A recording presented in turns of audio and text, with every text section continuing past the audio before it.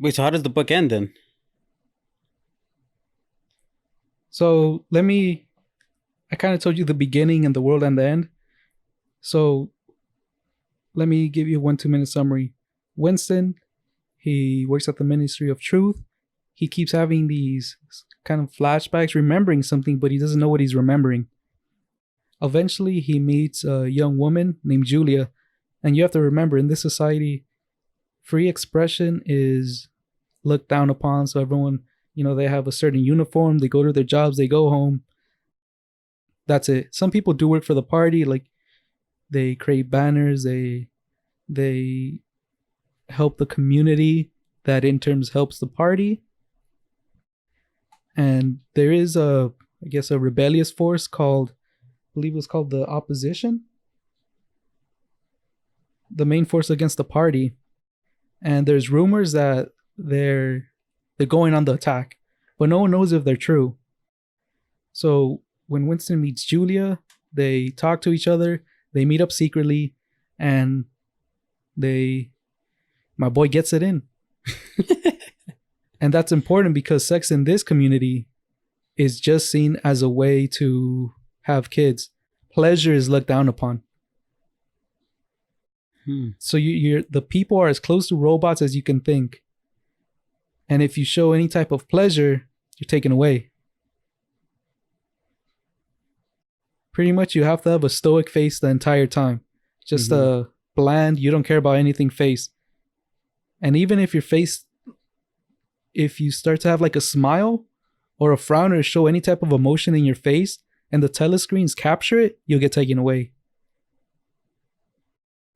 So that's why I bring the sex in to say that I think Julia even said it when they were after.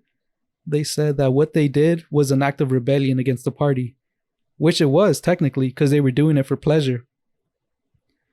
Now, eventually, Winston and Julia, they get a little secret house. Winston, in his workplace, the Ministry of Truth, meets an individual called O'Brien. Now, Winston just had a feeling that he was part of the rebellion. He didn't know, but he just had some kind of feeling. Eventually, O'Brien says, I am. Meet me at my house. Winston brings Julia. They go to O'Brien's house.